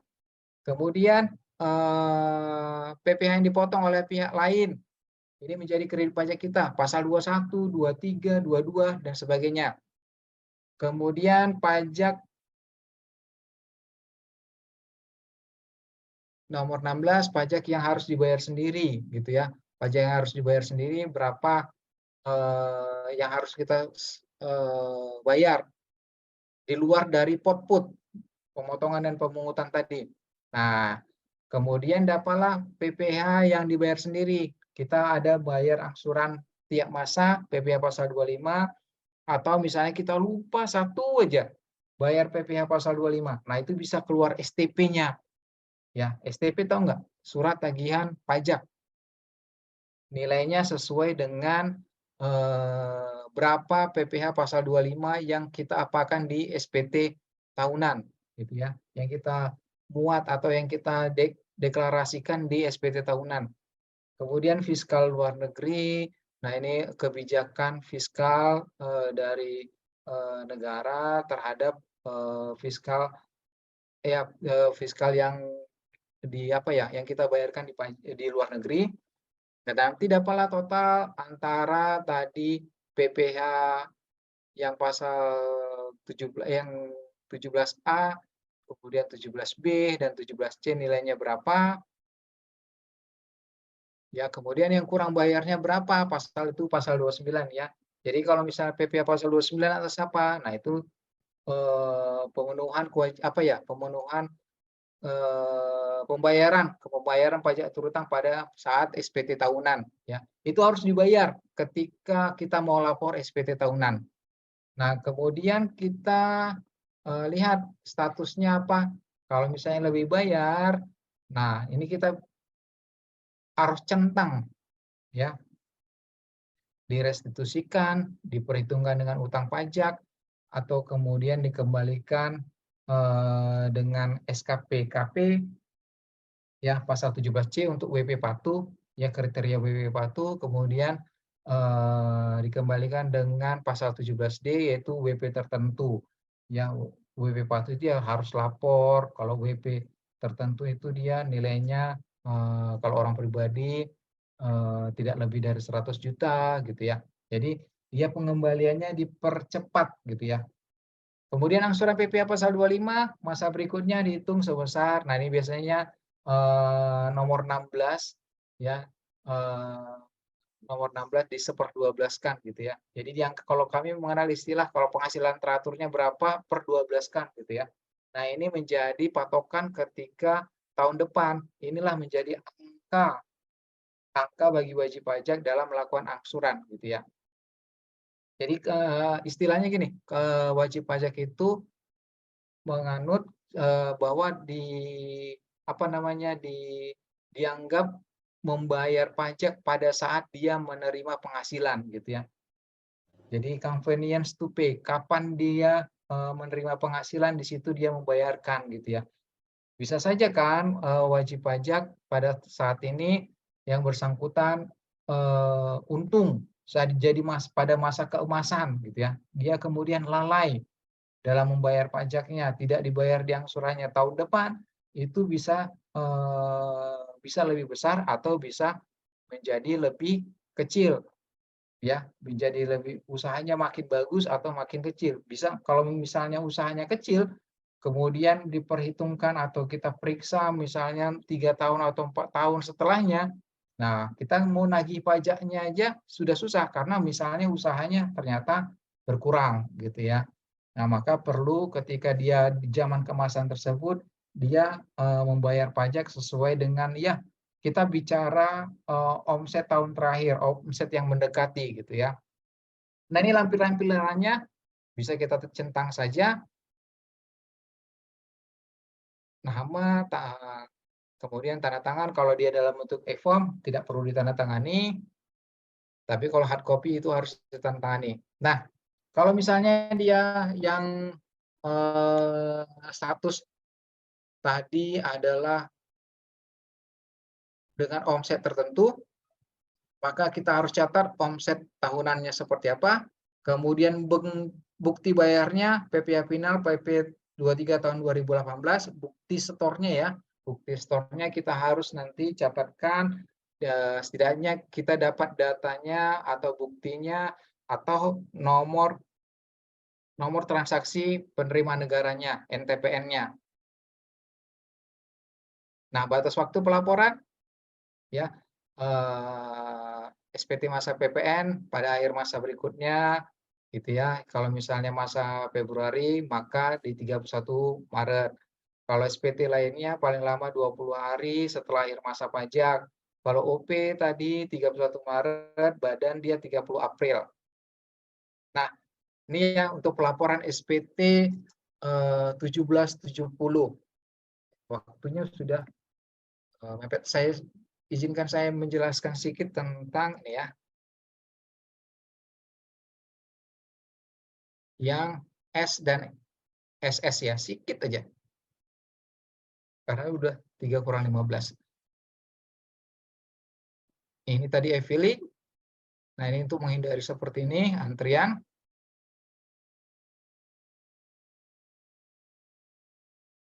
Nah, sama seperti ini, ya. Dia kita registrasi akunnya dulu di DJP online.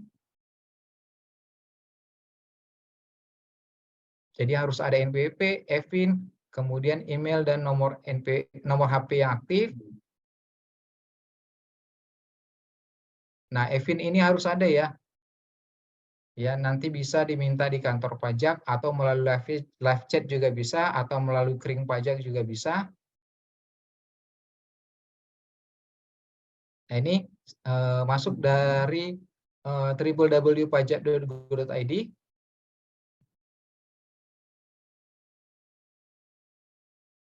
Nanti materi akan kami bagikan ya. Cuman nah ini simulasinya saja ya. Nah, ini yang 1770 SS. Dia sangat sederhana, penghasilan di bawah dari 60 juta atau gajinya di bawah dari 5 juta tiap bulan ya. Sangat sederhana. Jadi yang ini cara masuknya, loginnya. Nanti dia pilih menu lapor, pilih menu e-filing. Izin bertanya Pak, slide ini masih di slide Bapak ya? Oh iya, Oke, makasih Pak. nggak nampak ya? Enggak Pak, soalnya masih di slide TTT tadi. Masih di mana? Oh, Masih. bentar, sorry. Maaf, untung terima kasih sudah diingatkan. Bentar ya, sorry. Keterusan.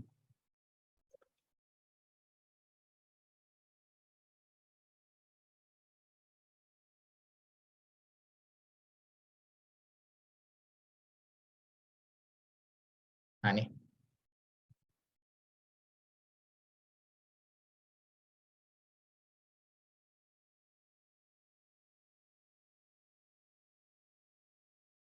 Ini nampak ya? Sudah Ada slide Pak. yang baru ya? Sudah Nanti yang kalian bisa lihat ya. Ini nanti akan dibagikan. Kemudian ini tadi e-filing.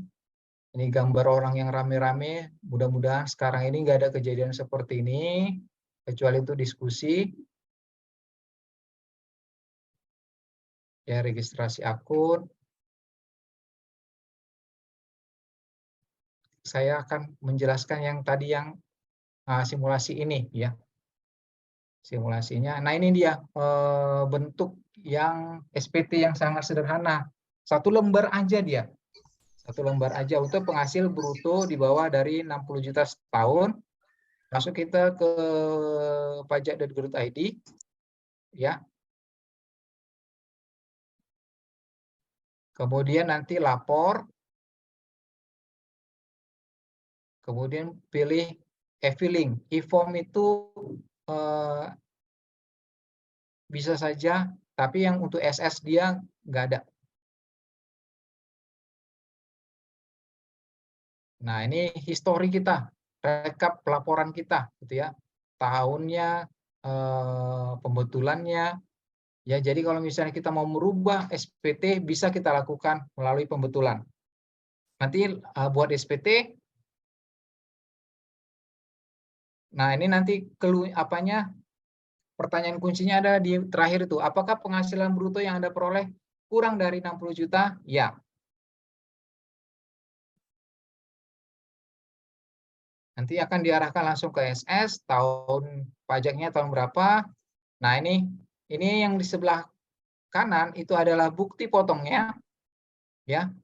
Nah, yang kita masukkan adalah penghasilan bruto dalam negeri sehubungan dengan pekerjaan kita, gitu ya. Jadi ini mutlak untuk yang karyawan saja.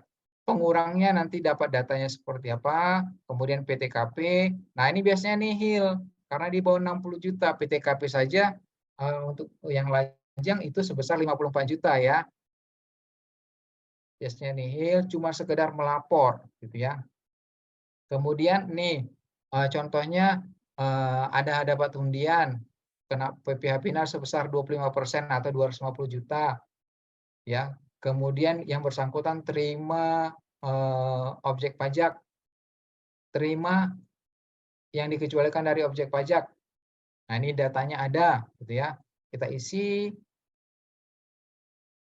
DPP penghasilan final tadi yang undian tadi 1 juta, pajak PPh finalnya adalah terutang 250.000, yang warisan tadi 2 juta.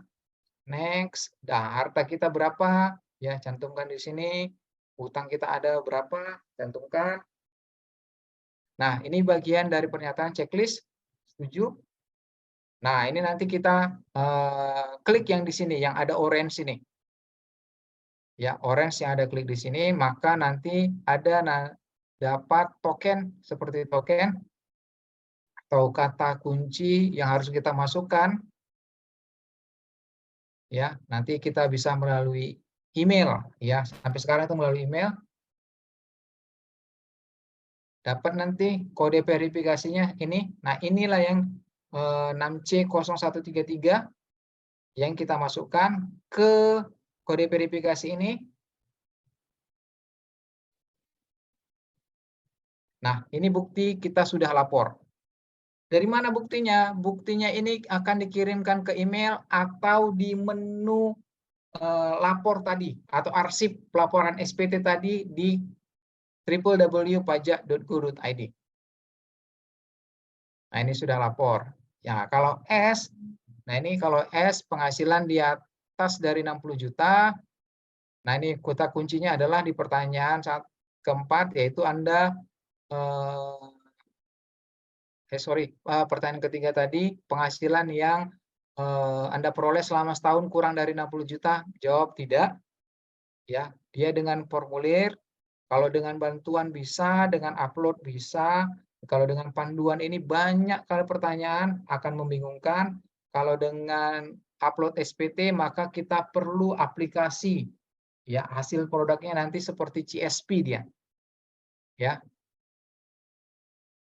Next. Nah, ini pertanyaannya, data formulirnya tahun 2020. Nah, ini yang penghasilan bersifat final tadi, langsung ditanya nih. Ada dapat hadiah undian sebesar 2 juta, PPL terutangnya 25% kali 2.500.000. Nah, ini kita inputnya manual. Inputnya kita tinggal klik tambah nih, tambah. Ada tambahnya. Nah, ini sisi harta kita jelaskan. Itu bisa kita ubah atau kita hapus. Kemudian tahun perolehannya jangan tabung, misalnya hartanya berupa kas. Kasnya yang dilaporkan SPT tahun 2020, tapi kasnya tahun 2016. Nggak update jadinya gitu ya. Nah, sebaiknya diupdatekan. Kemudian sisi utang, ya, sisi utang. Nah, ini yang satu kesalahan ya. Kita dengan penghasilan, kita punya penghasilan, kita menganggap yang harus dilaporkan di SPT itu adalah penghasilan atau harta yang besar gitu, yang harus gede misalnya kan sering. Nah, kita ternyata nggak punya sepeda motor, nggak punya rumah, nggak punya ini, nggak bisa kita simpan, ya maka kita masukkan saja ya uang kas yang ada di kas kita berapa, 500.000, masukkan 500.000 gitu ya. Karena udah bekerja, gaji aja kalau misalnya mahasiswa gaji 2 juta, ya paling tidak bisa menabung 500.000 sebulan gitu kan misalnya. Nah, apabila daftar kosong, maka akan muncul notifikasi seperti ini. Ya, daftar harta harus diisi. Maka ya isi aja. Jangan beranggapan kalau diisi, nanti saya bakal kena pajak gitu ya. Enggak juga ya. Nah, ini tadi sisi utangnya. Kita rekam. Ya, rekamnya dia nih ada tambah di sini ya. Kemudian sisi tanggungannya kalau kita lajang nggak perlu kita isikan, kecuali misalnya kita punya orang tua yang menjadi tanggungan kita. Nah, ini penghasilan itu dalam negeri lainnya yang tidak termasuk penghasilan, tidak termasuk penghasilan dikenakan PPh final dan atau bersifat final yang bunga sewa tadi ya. Nah, ini kalau misalnya terima warisan. Nah, ini apa namanya, penghasilan sehubungan dengan pekerjaan. Kita rekam nih di sini. Kita rekam. Apa yang kita rekam? Bukti potong A2 gitu ya kalau PNS, A1 untuk pegawai swasta. Nah, ini contoh A2 tadi.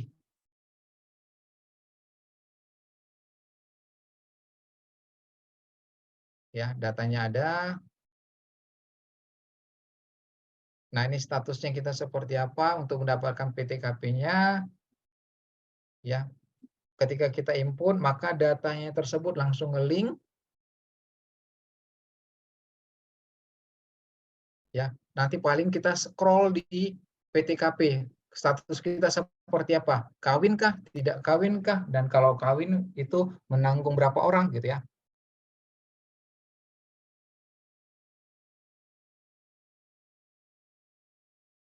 Nah, ini PPh terhutangnya berapa?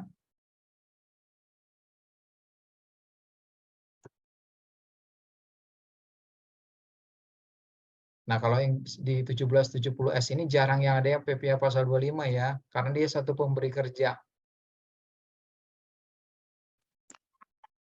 Kemudian PPh pasal 1770S ini juga lebih banyak yang nihil, statusnya nihil. Karena dia mengandalkan gaji, dan gaji itu sudah diselesaikan oleh pemberi kerja. Iya, karena dia bukti potongnya sudah mengakomodir semua. Gimana kalau statusnya jadi lebih bayar? Ya, kalau statusnya lebih bayar, apakah dimungkinkan untuk mengajukan tadi pengembalian tadi? Ya, itu kan banyak tuh kan, seperti itu kan? Enggak. Kalau seperti itu, tolong dikembalikan dulu atau diskusikan dengan pemberi kerja. Pasti ada kesalahan, ya. Entah itu di bukti potongnya, entah itu masalah gajinya, atau tadi salah menerapkan PTKP, ya, atau tadi salah menerapkan tarifnya, gitu ya. Nah, itu silakan diskusikan. Nanti pemberi kerja akan melakukan perubahan atau pembetulan di SPT masa PPh pasal 21. Gitu ya. Tapi kalau misalnya 1770, nah itu banyak memang yang lebih bayar. Karena contohnya aja dokter. Dokter itu kan dia apa namanya, agak unik ya. Agak unik, biasanya dia dipotong di rumah sakit lebih besar. Jadi dia sering memang yang lebih bayar. Nah, ini perhitungan PPh pasal 25, 1/12 dari itu. Nanti ada tinggal scroll saja. Kalau kalian butuh apa ya, mau belajar lebih apa, coba buka nanti DJP online dari punya kalian sendiri, misalnya contohnya, atau orang tua. Ya, tapi kalau misalnya mau bikin NPWP, kalau di bawah dari 18 tahun atau di bawah 18 tahun itu tidak diakomodir ya, karena dianggap belum cakap, jadi sehingga pemenuhan hak dan kewajiban perpajakannya itu dilakukan oleh orang tua. Karena bisa saja kan subjeknya ada, orangnya ada, tapi di bawah umur. Ya. Dia punya penghasilan yang objek pajak tadi.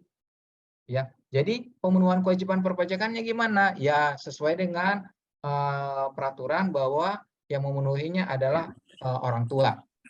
Ya, jadi misalnya contohnya Anak Raffi Ahmad, si Cipung itu ketawa saja ada penghasilannya gitu kan. Nah, misalnya dari TikTok dan sebagainya gitu. Senyum saja dia udah banyak yang ini, udah menghasilkan uang gitu ya. Nah, atas penghasilan tersebut itu dikenakan pajak, dan sarana atau administrasinya itu menggunakan NPWP dari orang tuanya. Ya, ketika sudah selesai, kita klik yang nanti di sini, dapatlah kode verifikasi, dapatlah nanti kita masukkan, dan setelah selesai kita akan menerima bukti penerimaan elektronik atau BPE. Ya, jangan takut hilang ini ya, jangan takut hilang BPE-nya, karena kalau misalnya apa kan, secara administrasi kadang kita, saya simpan di mana? Nggak usah disimpan sih sebenarnya, itu datanya sudah ada di DJP online atau sudah ada di email kita. Kecuali kalau misalnya kalian lupa password email, yaitu memang mau nggak mau kalian harus membuka password email tersebut. Tapi kan sekarang kan gampang ya, kalau data apa namanya, nomor teleponnya valid atau nomor nama email atau alamat email alternatifnya valid, Ya, ini sudah selesai ya. Nah, kalau misalnya kurang bayar, bayar dulu. Ini jarang sebenarnya. Ya. Kalau lebih bayar silakan diminta, tapi itu pun tidak ada karena kita biasanya konfirmasi. Kalau wajib pajak PNS itu kalau misalnya lebih bayar, maka kami akan suruh tolong diskusikan dengan bendahara karena itu kesalahan biasanya di bendahara.